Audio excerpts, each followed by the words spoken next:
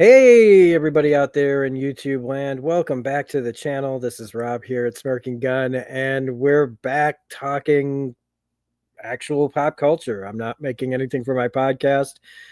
Critical Role is pop culture, but I'm not talking Critical Role or Dungeons and Dragons. I'm not doing a game. I'm not playing a game. I'm not posting trophies for my game.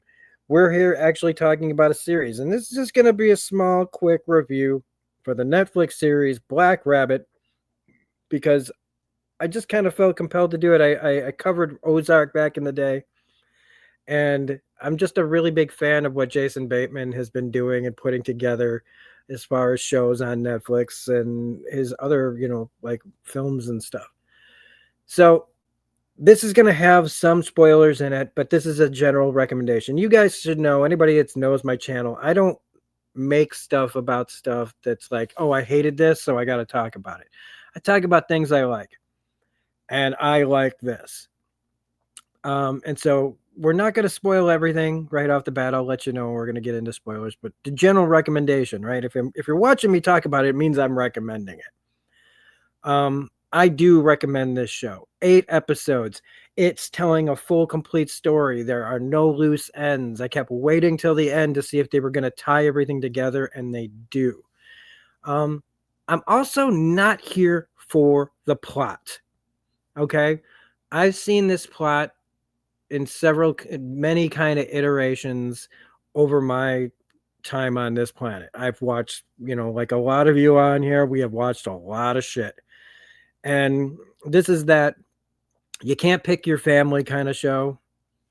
One brother seems to be the good one, while the other one who's had all this potential and is funny and charismatic and people like him can't get his shit together and drags people down with him story.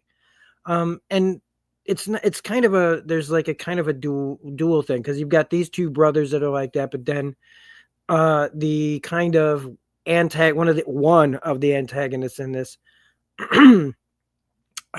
has a complicated relationship with his son, where it's like he even says, you can't hang on, I gotta where he says to, I think he's talking to Jude Law that, you can't even you don't get to pick your family, unfortunately.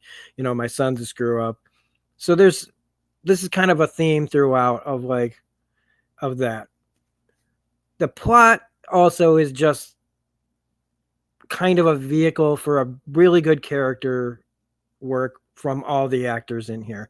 They get to do like a balancing act of like all these things that are piling on, centered around kind of this restaurant in New York, which New York is also a pretty big character in this, especially just the way that they shoot New York. They really want you to feel like you're there.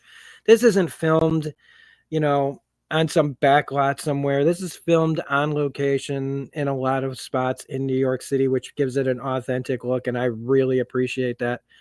And this is filled with a cast of character actors that are just really, really good. Okay, Jude Law, Jason Bateman, they're the stars, but they are surrounded by a cast that really holds all the other stuff together. You have a bunch of characters that these characters have to bounce off of. If they're no good, this story is no good. And this is when, me, I love talking about character actors. So like you've got John Ailes, who's been in a ton of stuff, and I remember him first seeing him as a really bad guy, and I think it was like that show Sneaky Pete. You got Cleopatra Coleman, who I haven't seen since I first saw her in The Last Man on Earth, and I haven't really seen her in anything. It was really good to see her in this.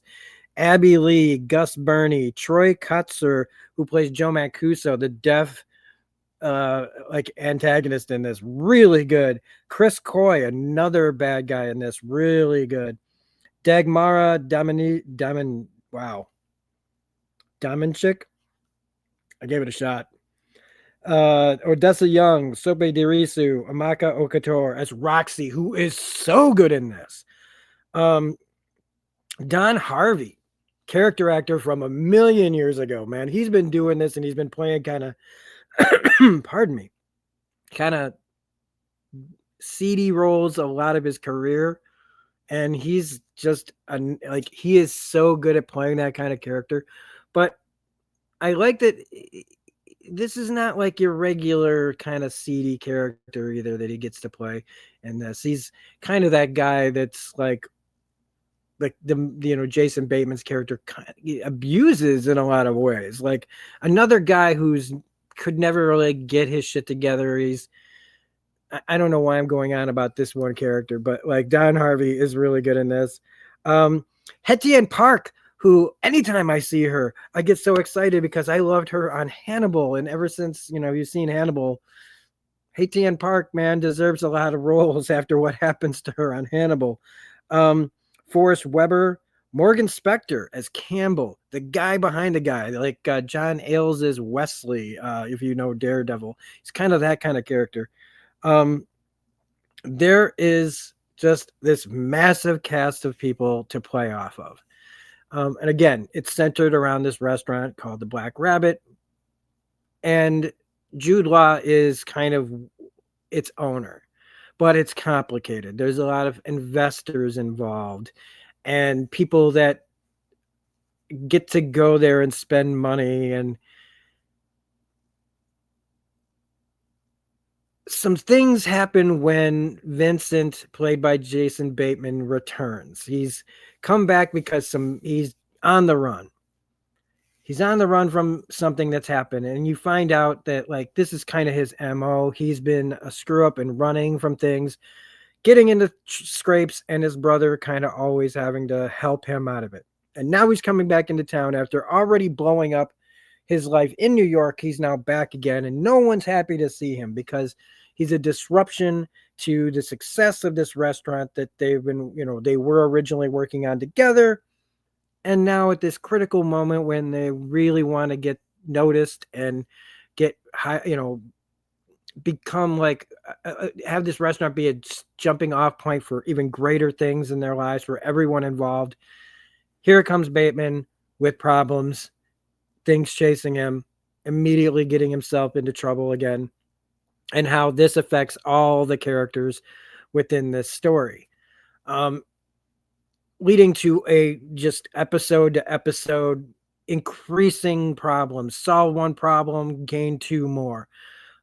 Every time they're trying to get out from under, more problems happen because as this, and I'm gonna tell you spoilers, kind of starting from here on out.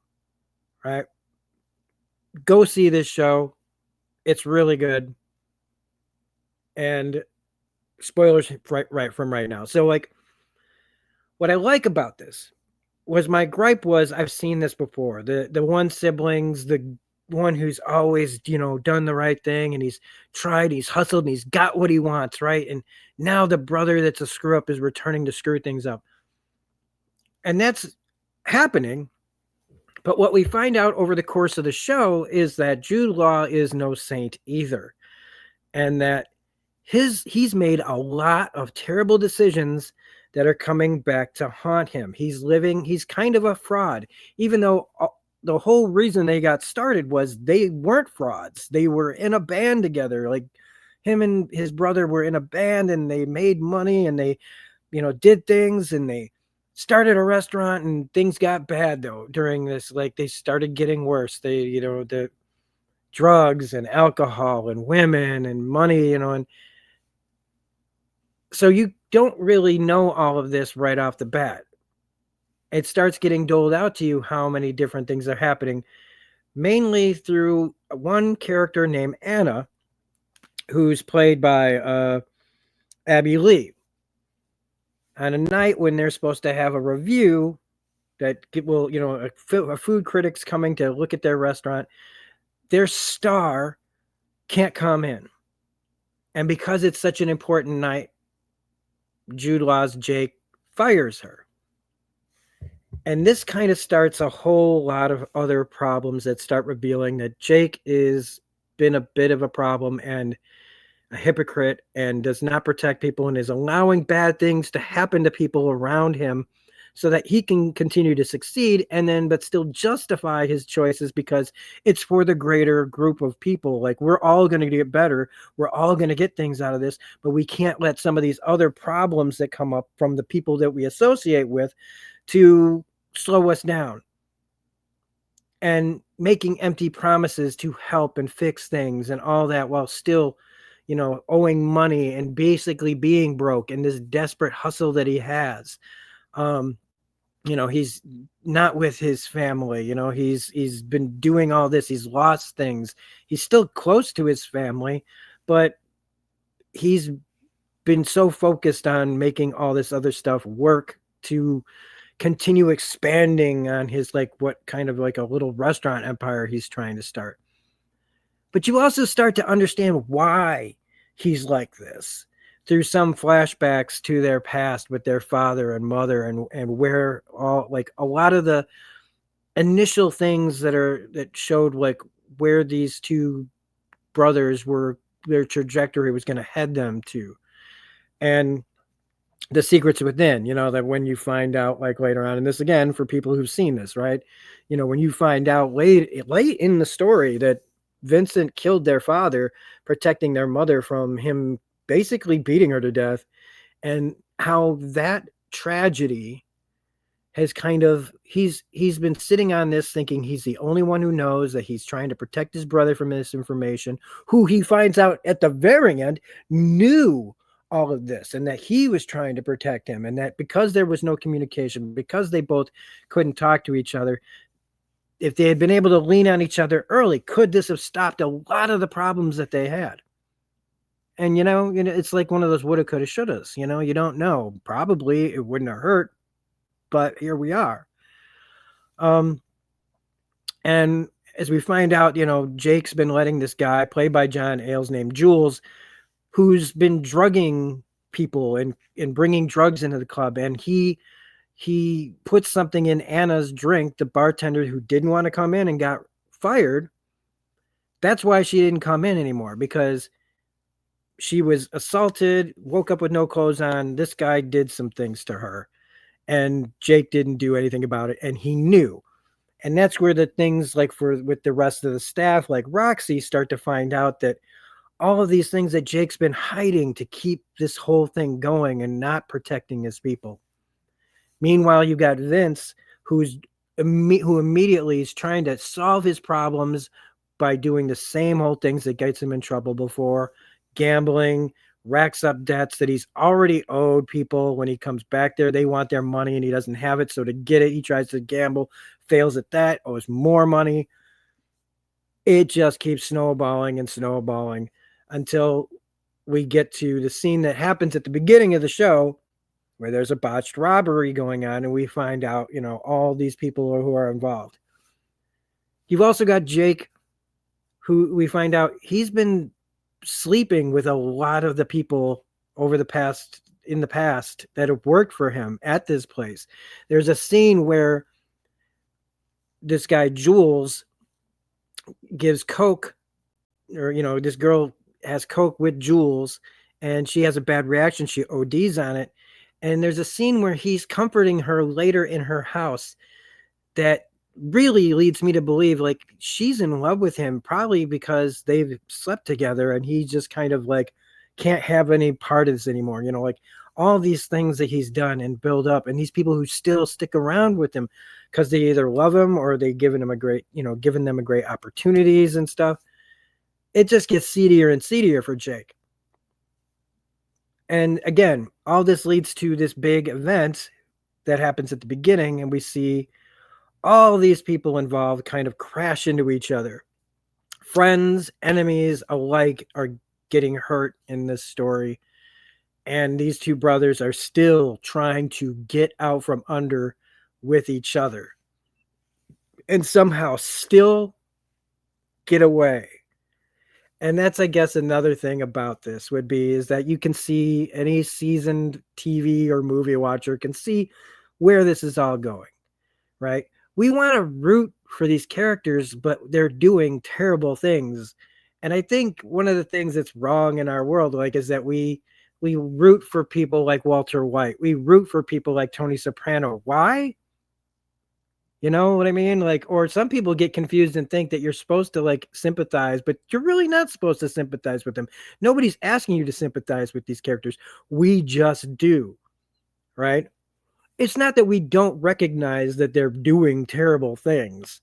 It's just for some reason, I think in our, there's a, you know, if you can give humanity to characters, if you can make them real and not just bad or good, I think we see that struggle in ourselves. And we want to believe that in our own mistakes, we can get out from under. And sometimes, you know, and not, you know, nobody wants consequences for their actions. So we kind of want them to get away with it. Somehow, maybe we think we can get away with it too. Yep, this is definitely one of my reviews because I just turned it on everyone when we how we watch things. And so that in itself is like what I think at the heart of a lot of this. And in the end, there's like, you know, the everything is resolved in really interesting ways. So many double crosses, practically triple crosses, I think. And yet some of the people get what's coming to them. Some of the people get what they deserve. But nobody gets out unscathed. And some people, like the staff of the Black Rabbit, you know, they get to have a satisfying ending too. And that's really great when they can wrap things up and make everyone in the story interesting and not just our main characters. And like I said, I threw some spoilers in here. I didn't get really that specific. There's bodies that drop in this and things that happen that are really surprising and, you know, that just are tragic. Poor Anna. Good Lord, man. The poor girl can't catch a break. Not on this show, man. Not on this show. And it's, you know, that's life. Unfortunately, is that some people's lives are just, you know, bad things happen and worse things happen and there's no outs and it's not fair. And, you know, Vince, he makes his own decisions on how to deal with things, knowing that his brother will never stop fighting for him. When he finally realizes what, you know, and he's one of those people who says throughout the series, you know, I'm no good, I'm no good, I'm no good, knowing, you know, that he's been carrying this thing about his father his whole life and letting that kind of tell him who he is and how he is and I'm just like this because, you know, that. But when he really sees, you know, like, man, you know, like I'm trying to get you out, like they're both trying to save each other. But when Vince realizes, like, I've got to face my shit, and Jake still won't let him do it on his own, Vince makes his own decision to save his brother finally, in the, you know, in the most extreme way possible that ties into something kind of from the very beginning about daring a guy to jump off the, you know, they were gonna, him and another guy were gonna jump between buildings, and Vince chickened out. And then at the end, Vince takes his own way of solving the situation in that kind of similar fashion, tying all that back together, which is, again, really well written and really great way to tell a story. And even Jake, who, you know, eventually does the right thing about certain things that deal with Anna and what happened to her and this guy, Jules, I'm surprised that he got out of it as unscathed as he did. He lost people, though, and that's not unscathed.